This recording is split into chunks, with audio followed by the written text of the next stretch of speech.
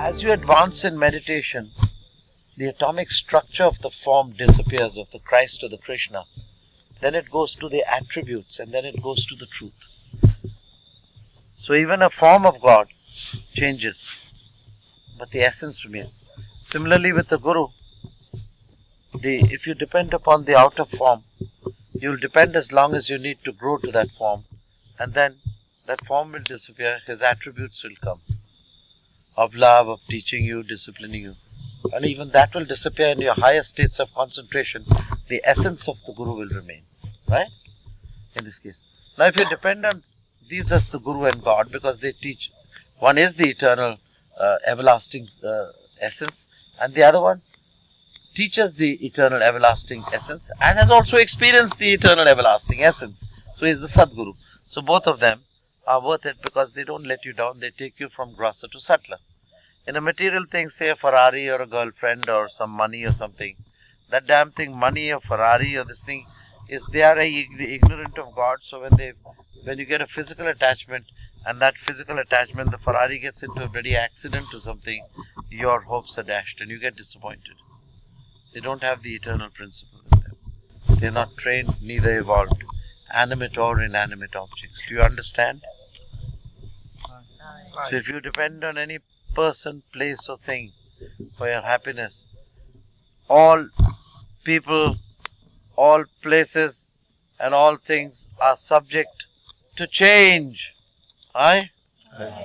To disease, decay and death. Aye?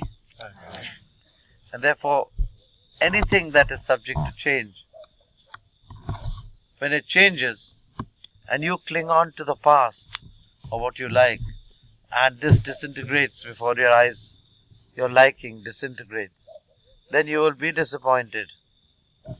You will be sorry. And you will be crying for that which is not yours.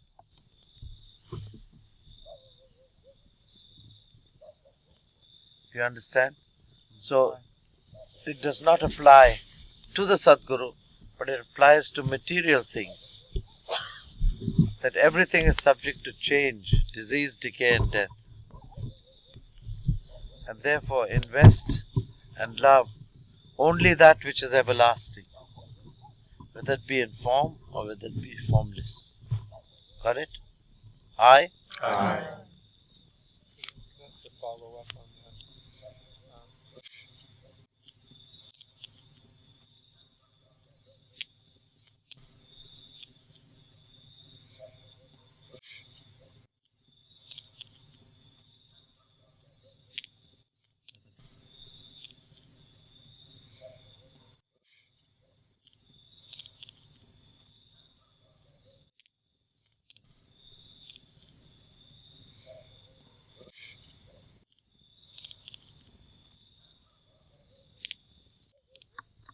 Okay.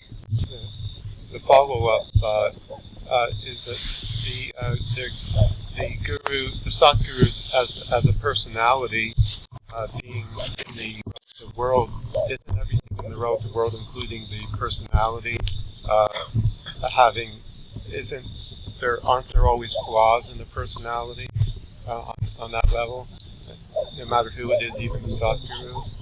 So wouldn't there be certain aspects of the Satguru's personality that one cannot rely on? The Sadguru is not a personality. The Sadguru is an individuality. He cannot be divided. He is complete, whole and akhanda. The personality you see is that you have misunderstood the Sadguru.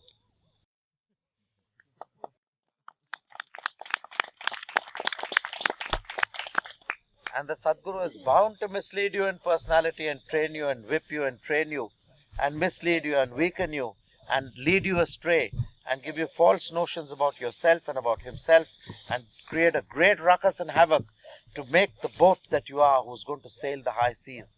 If he doesn't prevent every leakage in your boat, you'll bloody drown in the Pacific Ocean. So he has to make you well and hammers you hard. He'll hammer you hard. Yeah, so it is not the personality of the Guru that you look at, because the personality itself means flaw.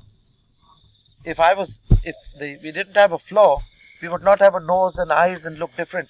We'd all be a round ball identical to one another. That's perfection. Right?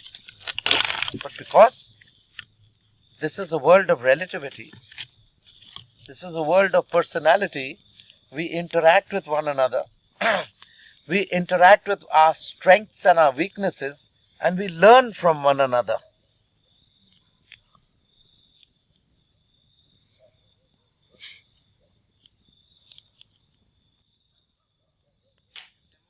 These guys haven't caught on that they have to translate. What you should have emphasized, instead of the kullu, you should have emphasized that if you have understood the Sadguru as a personality, then you have misunderstood him. That's your biggest mistake. So you have to understand him as an individuality, not as a personality, because personality is exactly what the Sadguru is not. The persona is a Greek word meaning mask, facade, falsehood. Persona is not true. Personality, identity card. The persona is not true.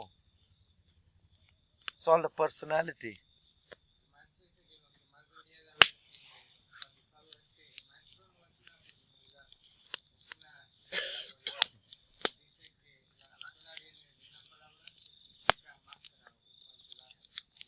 Masquerade.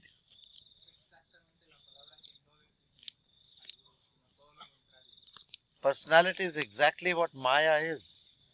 Personality, the definition of personality is that which appears to be what it is not.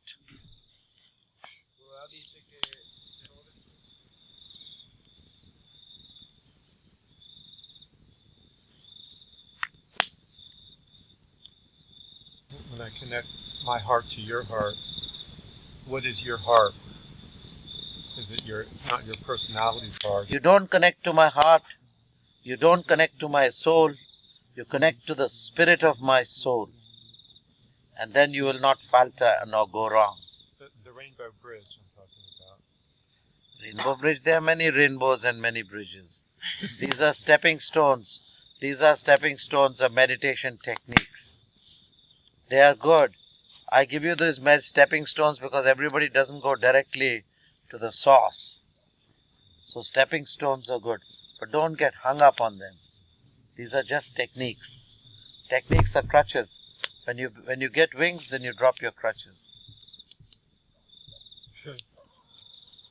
The flower falls when the fruit appears. Oh, I was talking about connecting with my heart to your heart, and you were saying that's just a stepping stone. Yeah, and then connect soul to soul, and then connect spirit with spirit. That is in Samadhi at one-ment. This is important.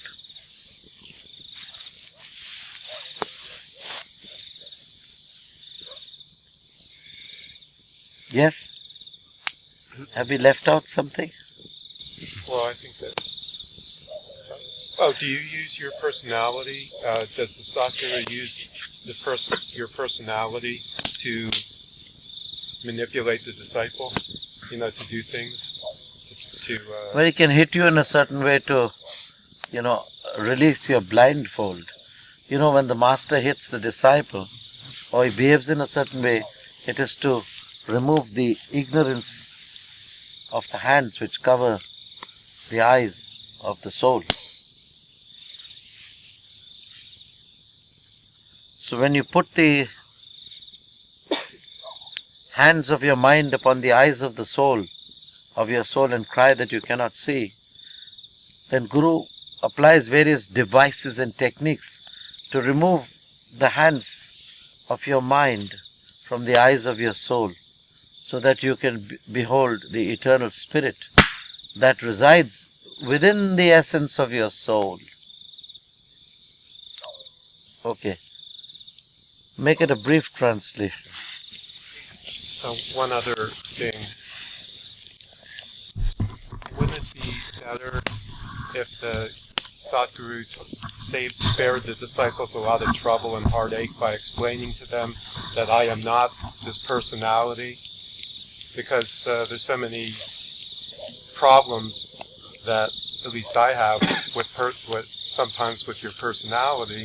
It'd be nice if you just told me that don't pay attention to my personality. That's not what it's about. Then I wouldn't have had to go through all that trouble. When the right time comes, the master tells the disciple, and the right time was today, at this moment.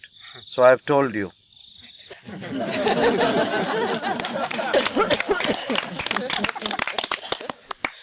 And I've told all of you that I'm not the personality, I'm the individuality. So what you must do is exchange your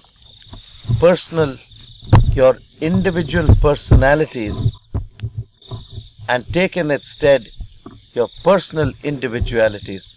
So the Guru takes away from you your individual personalities, your mask, your falsehood, which is very painful, and gives you in its stead self-realization, which is your personal individuality.